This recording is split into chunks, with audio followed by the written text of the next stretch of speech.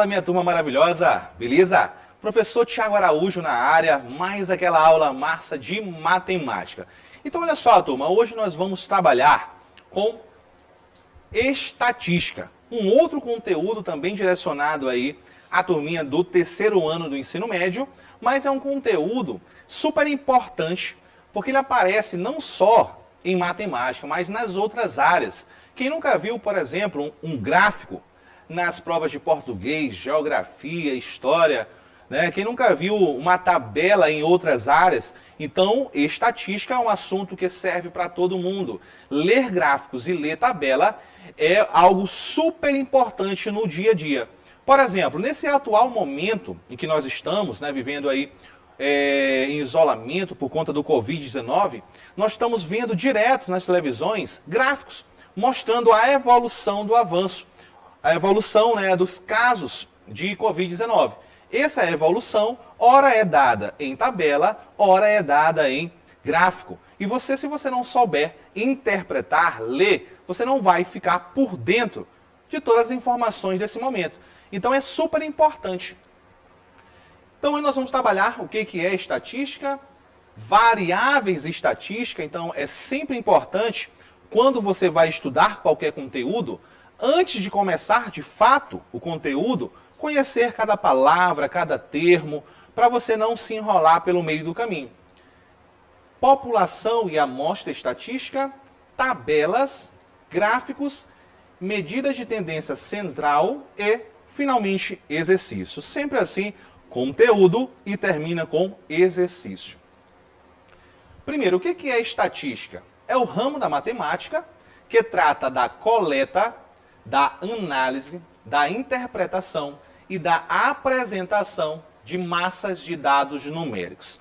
Então, observa que existem etapas dentro da estatística. Eu tenho coleta, aquele momento onde eu vou fazer a minha pesquisa, eu vou perguntar. Né? Por esses dias houve uma pesquisa onde estavam ligando para as casas, né, por conta do isolamento, para perguntar sobre questões de saúde, ou seja, está coletando dados. Após coletar os dados, você tem eles na mão, está lá tudo anotado. Você vai fazer uma análise desses dados, vai organizar, vai analisar. Em seguida, você vai ter que interpretar. Fazer uma pesquisa sem interpretar não faz sentido. Por exemplo, se eu quiser perguntar agora, para qual time você torce? E se eu souber quantos torcem para o Flamengo, para o Corinthians, para o Vasco, para o querido Sampaio Corrêa, se eu quiser saber disso e depois não usar essa informação, a minha pesquisa não foi válida, não foi legal. Porque eu não analisei os dados, eu não interpretei, né? Eu só perguntei por perguntar. Então não é interessante para uma pesquisa isso. E por último, já que nós interpretamos, nós vamos apresentar. Então, quando você está lá no jornal assistindo e o apresentador te mostra os gráficos, ele está apresentando os dados de uma pesquisa que foi realizada. Tudo bem? Então, vamos lá. Primeiro, variáveis estatísticas. O que é isso? São os valores que assumem determinadas características dentro de uma pesquisa e podem ser classificados em quantitativa ou qualitativa. Quantitativa está relacionado à quantidade. Qualitativa está relacionado à qualidade, a atributos. Então vamos lá. Variável quantitativa, relacionada a um valor numérico. Quantidade. Existem duas, discreta e contínua. Quando é que uma variável quantitativa é discreta? Quando pode assumir certos valores, em geral, números inteiros. Por exemplo, quando eu pergunto para você qual é a sua idade em anos, se você perguntar para mim, eu vou responder que é 32. Ou seja, eu usei um número inteiro para responder. Quantos filhos você tem? 1, 2. Resposta, número inteiro. Então, esse tipo de variável é chamada de quantitativa discreta. Contínua, o nome já está falando. Contínua, continua. Quando pode ser, quando pode assumir valores dados em um intervalo real. Quer ver um exemplo? Se você perguntar a minha altura. Eu tenho 1,79 metros. Observa que a informação não foi dada com o número inteiro. Eu não falei que eu tinha 1 metro ou 2 metros. Eu falei 1,79. Observa que eu estou no intervalo entre 1 e 2, o intervalo real. Logo, está aqui o meu exemplo. A massa também, qual é a sua massa? Eu peso 102 quilos e 900 gramas, ou 102,9. Observa que eu estou entre um intervalo, tá, na minha massa. E a altura, como eu já falei, também dado em metros. A variável qualitativa, então diferente da quantitativa, não está preocupada com a quantidade, mas está preocupada com a qualidade, com um atributo. E pode ser classificada em ordinal e nominal. O nome já fala tudo. Ordinal dá o quê? Ordem, ideia de ordem. Então, sempre que eu tiver uma variável qualitativa dando ideia de ordem, ela é ordinal. Expressa a ordem mesmo não sendo numérica. Não é preciso ser numérica para expressar ordem. Por exemplo, classe social. Observa que na classe social existe uma hierarquia, né? Nível baixo, médio, classe alta. Então, para você alcançar níveis mais altos, você passa por certos momentos. Existe uma ordem. Grau de instrução. Você pode ter o ensino fundamental completo, depois ensino médio, depois nível superior, pós-graduação, mestrado, doutorado, ou seja, existe uma sequência, uma ordem. E por último, a nominal. Não expressa a ordem e não é numérica. Então a nominal, ela é diferente da ordinal porque ela não expressa a ordem. Por exemplo, o sexo. Quando está lá na sua ficha, para você preencher qual é o sexo, você vai colocar masculino ou feminino. Não existe uma ordem. Não tem que ser masculino primeiro e depois feminino. Não existe essa ordem. Um ou outro, tanto faz, a ordem não importa. E estado civil. Solteiro, casado, divorciado. E não existe uma ordem para isso, ok? Sem problema nenhum. Dois termos super importantes dentro da estatística. População e amostra. Então, olha só, imagina que você está aqui nas eleições. Nas eleições, você tem os candidatos. Os candidatos, para eles, é interessante você ter uma pesquisa eleitoral, para você saber como é que está a intenção de voto. Então, se realiza uma pesquisa. Agora, imagina só, por exemplo, para o estado do Maranhão. Olha só, para ser governador, um exemplo. Dentro do estado do Maranhão, existem muitas pessoas, muitas pessoas. Dentro desse estado, fica meio que inviável, em pouco tempo, você conseguir perguntar para cada cidadão que pode votar qual é a opção de voto dele. Então, para não ter que perguntar para todo mundo, eu pergunto para alguns eleitores, apenas alguns. Ora, se eu não consigo perguntar para todos, eu pergunto para apenas alguns. Claro que eu vou ter que escolher locais estratégicos, onde esse estado, que é a totalidade das pessoas no Maranhão, eu chamo de população, o todo. Alguns eleitores que eu escolhi, eu chamo de amostra. Logo, fica fácil perceber que a minha amostra é uma parte da população, uma pequena parte. E aí eu tenho população, é o conjunto de todas as coisas, pessoas e objetos, chamados de indivíduo da população, que interessam para um determinado estudo.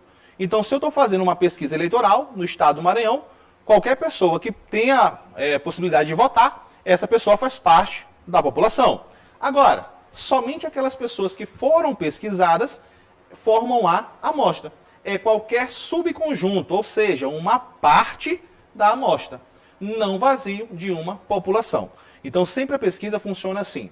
Ou ela é censitária, né, como as pesquisas do IBGE, aí eu tenho uma pesquisa com todo mundo, ou ela é amostral, por amostra, uma parcela da população. Tabelas. Tabela é uma forma super interessante de você apresentar dados.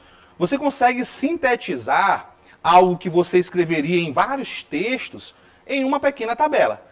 Então, para que serve a tabela? facilitar a leitura, sintetizar os dados, resumir. E toda tabela, como esta aqui, ó, eu tenho que ter um título. Por que eu tenho que ter um título? Para eu saber do que se trata. Por exemplo, relação entre a massa de um felino e a área de sua superfície corporal. Então eu já sei o que se trata aqui, essa tabela. Está relacionando a massa de felino com a sua área da superfície corporal. Já sei do que está se tratando. Aí, além do título, eu tenho a fonte. Ora, turma, a fonte dá veracidade para a tabela, credibilidade. Imagina se eu não colocar de quem é a fonte, você não sabe quem pesquisou, você não sabe se essa pesquisa foi séria, logo não tem credibilidade. A fonte também me revela um pouco também do conteúdo. Por exemplo, se eu botasse aqui uma tabela com a fonte sendo minha própria, o que acontece? Você já começaria a pensar que o trabalho seria de matemática, porque eu sou matemático, então essa é uma tendência. A fonte também revela o conteúdo. Agora, se você perceber, a minha linha, a minha tabela, ela é formada por linhas e por colunas. Então, por exemplo, aqui eu tenho uma linha na horizontal. Tiago, eu tenho dificuldade para saber o que é horizontal, o que é vertical.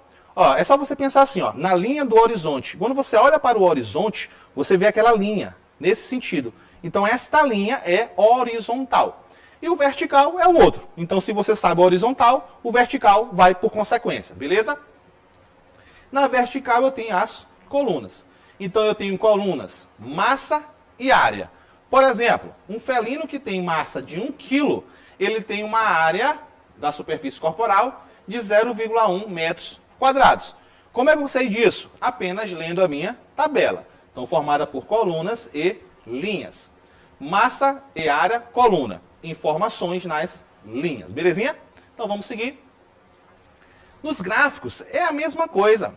Você só vai utilizar uma representação um pouco mais gráfica, como o nome já fala, né? Um pouco mais de desenho, deixa um pouco mais agradável do que as tabelas. Mas você tem título também e você também tem fonte.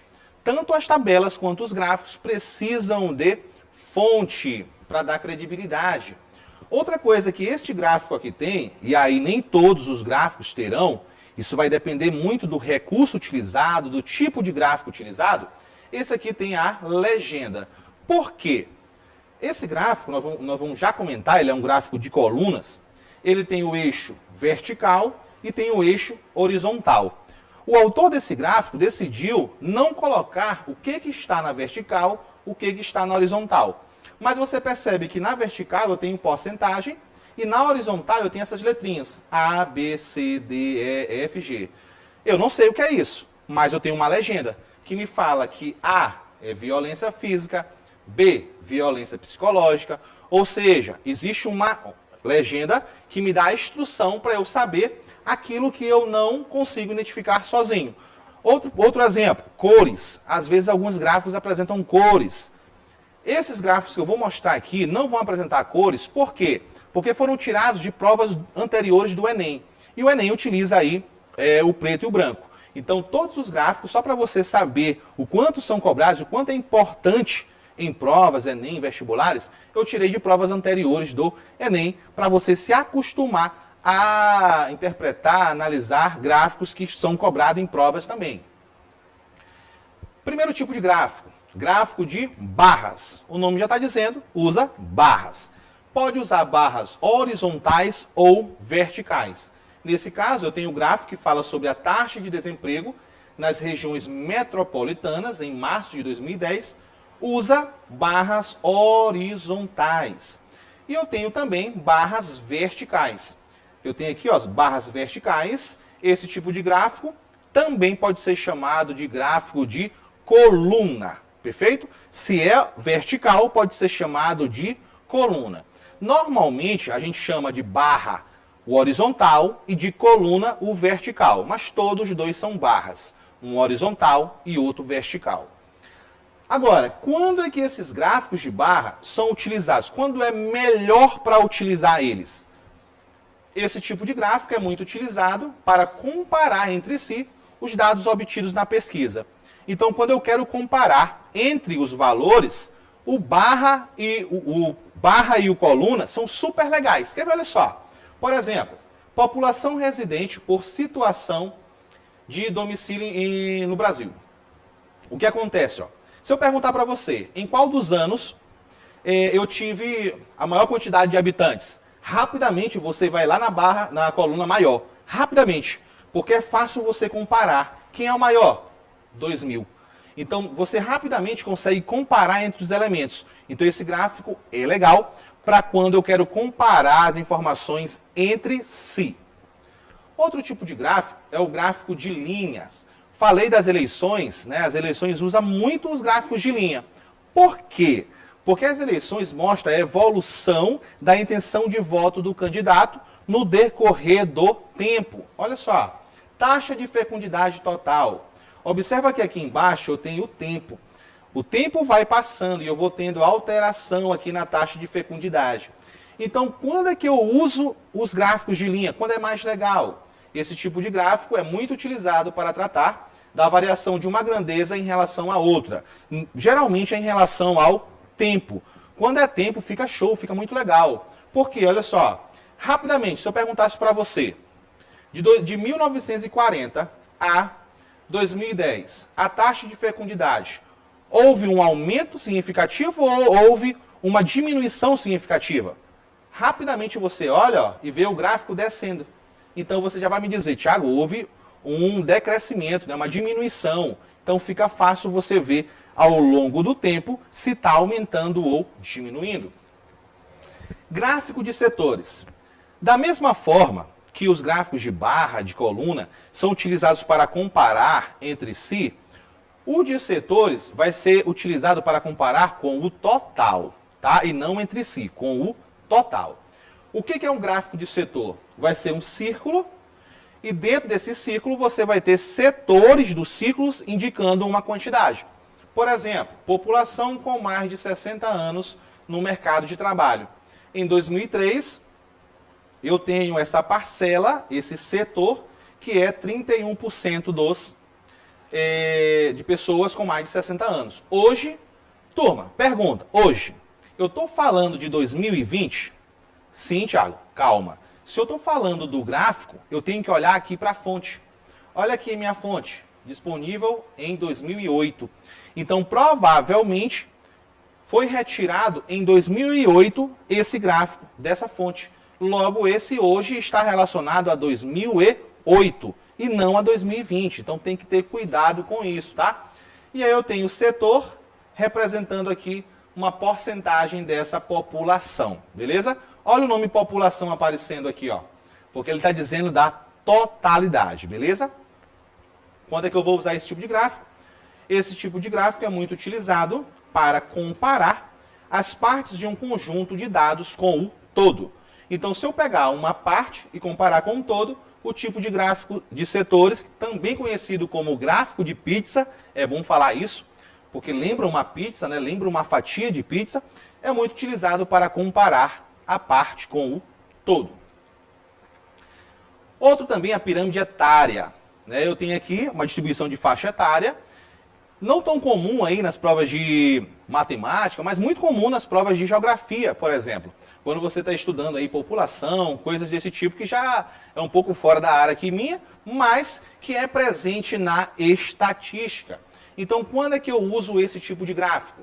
Esse tipo de gráfico é muito utilizado para representar uma população cuja distribuição está disposta em faixas etárias. Então, quando eu estou preocupado aí com as idades da população, eu vou utilizar essa pirâmide etária.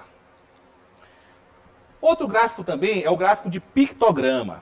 Turma, pictogramas vão ser o quê? Desenhos, né?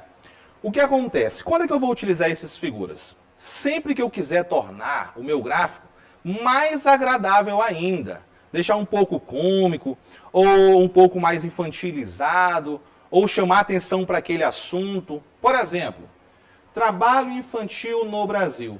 Turma, nós sabemos que esses bonequinhos, normalmente, quando a gente olha, a gente liga eles à criança. Logo, o gráfico apresentou o mapa do Brasil com as crianças, com os bonequinhos. Observa que fica muito mais agradável e muito mais informativo. Então esse tipo de gráfico também é super legal. É um gráfico que usa de recursos aqui, gráficos, né, de desenhos, figuras. Esse tipo de gráfico é muito utilizado para tornar a informação mais atrativa para o leitor. Imagina que eu quero apresentar um gráfico para uma criança. É interessante que esse gráfico seja repleto de desenhos, e aí eu tenho certeza que a criança vai ficar muito mais interessada. Agora a gente vai falar de medidas de tendência central. Analisa o nome. Tendência central. Turma, imagina só que eu estou aqui vestido com a camisa da escola de números e eu estou dizendo que esta camisa é tendência. Ou seja, todo mundo está tendendo, está querendo usar esta camisa. É uma tendência. Se é tendência central, eu tenho valores que estão querendo tender para o centro. Belezinha? Tranquilidade? E aí o que acontece? Quem são essas medidas de tendência central? São utilizadas quando é necessário representar por um único valor um conjunto de dados obtidos em uma pesquisa. Então, sempre que eu quiser representar um conjunto de dados por um valor, eu posso utilizar uma medida de tendência central, que são elas: média aritmética simples, média aritmética ponderada, mediana e moda. Então vamos aqui rapidamente comentar sobre cada uma. A média aritmética simples, você já está acostumado na sua escola. O professor soma as suas notas e divide pela quantidade. O CAEP faz isso. Pega as tuas 4 médias, soma tudo e divide por 4. Isso é média aritmética. Então eu tenho a divisão entre a adição de 2 ou mais valores pela quantidade de valores adicionados. Por exemplo, 5, 3, 7, 2 e 3 novamente. Valores aleatórios. Existe um recurso muito interessante que a gente chama de rol. O que vai ser esse rol? É a organização desses dados de maneira não decrescente ou não crescente. De que forma? Vamos lá, ó.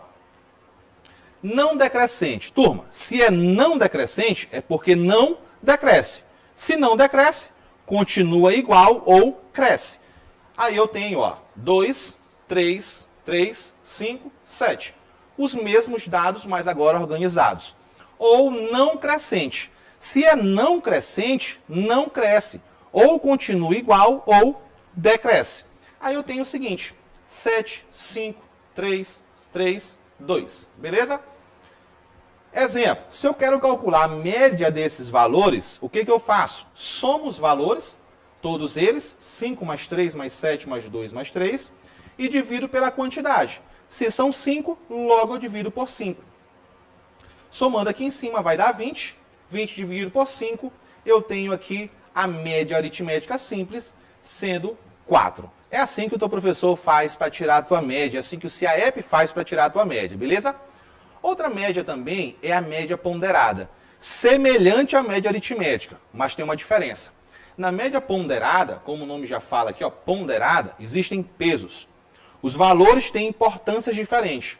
Imagina que na sua escola, a tua prova escrita, ela tem um peso maior, uma importância maior do que o trabalho.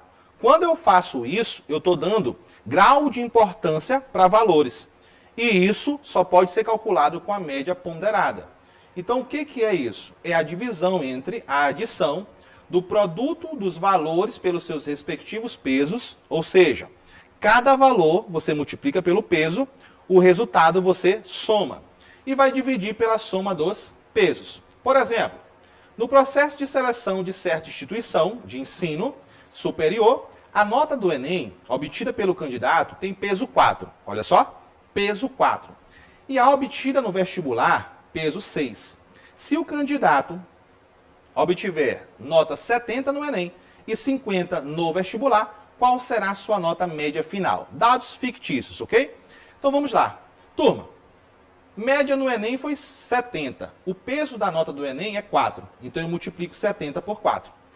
A nota no vestibular tradicional foi 50. O peso da nota do vestibular é 6. Então eu multiplico 50 por 6.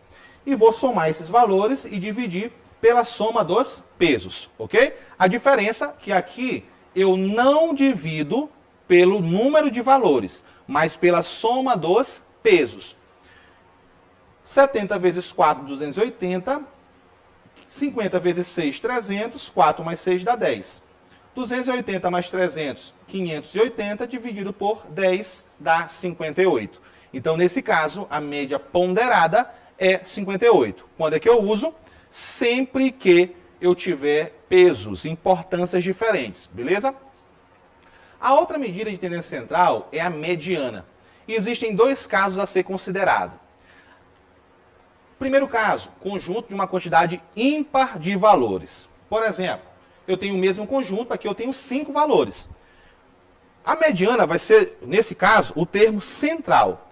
Para isso, eu preciso organizar em forma de rol. Então, está aqui, organizei de forma não decrescente. 2, 3, 3, 5, 7.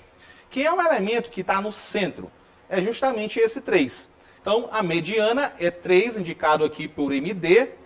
Por que que é esse elemento aqui? Ó? Como é que eu faço para descobrir a posição da mediana? Primeiro, se tiver uma quantidade ímpar de elementos, você vai fazer assim. A quantidade de valores mais 1 e divide por 2. Aqui eu tenho 5 elementos. Você faz 5 mais 1, divide por 2.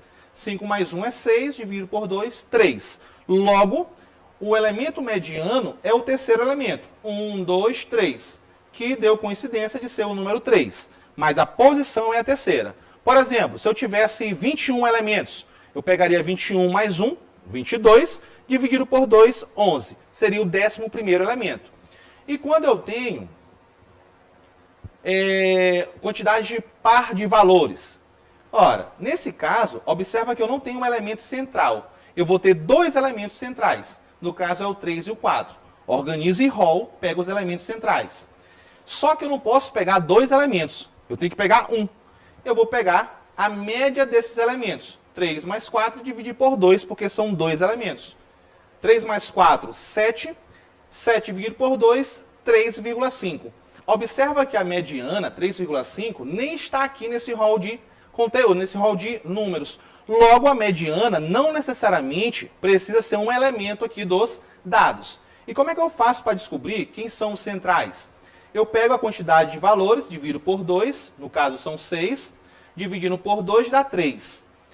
3 é um dos elementos, ou seja, o terceiro. O próximo vai ser o consecutivo, no caso, o quarto. Então, o terceiro e o quarto, que é justamente o primeiro, segundo, terceiro, quarto. Esses dois você soma e divide por 2.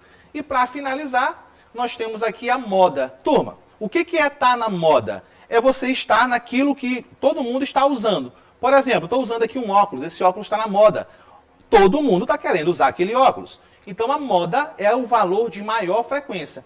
Então, nesse conjunto de dados, organizando em rol, qual é o número que está aparecendo com maior frequência? O 3. Logo, ele é o elemento modal, beleza? Então, turma, essa foi a aula aí de estatística, falando sobre gráficos, tabelas e medidas de tendência central, já resolvendo os exercícios no meio das explicações, beleza? Então, todo o material aí é disponibilizado no site da Seduc. A aula, além daqui na TV, também vai estar nos canais do YouTube para você assistir. Valeu, forte abraço, tamo junto e fui!